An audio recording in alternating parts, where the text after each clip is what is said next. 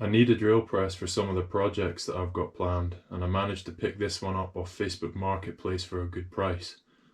The plan is to restore it to the best of my ability. In this video I'm going to inspect it and tear it down.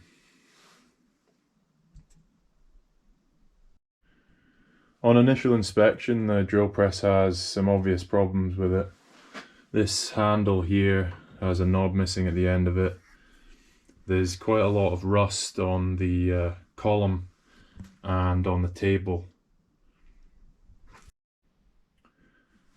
The guard is made out of plastic, which is pretty much useless, and it's also broken. Let's see.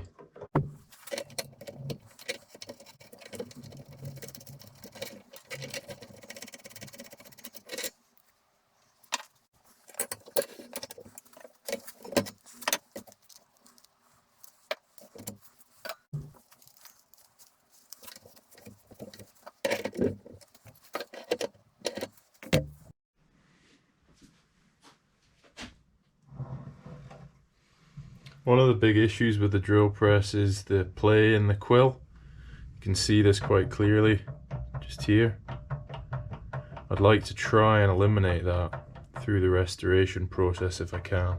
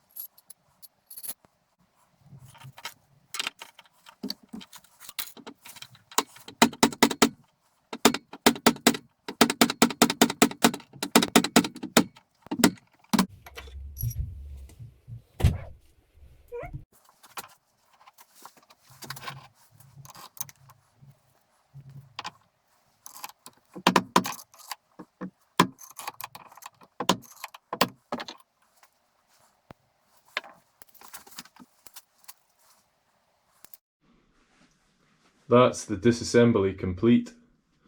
I wasn't sure whether I should take apart the motor.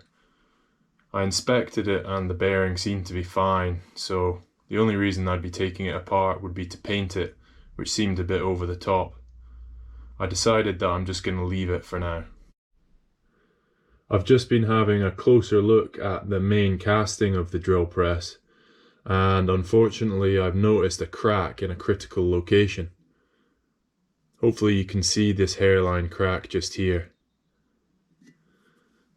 This part of the casting holds the bearings for the spindle pulley. I don't know if the crack occurred when I was removing the bearings, but the bearings did come out very easily. You can see that the quality of the casting's pretty poor. The bore for the bearings isn't concentric with the actual casting itself, which means there's a thin part just here, and that's where the crack occurred. Unfortunately, I can't repair that economically, so that's probably the end of this project. If anybody needs some Nutool CH10 drill press parts, let me know.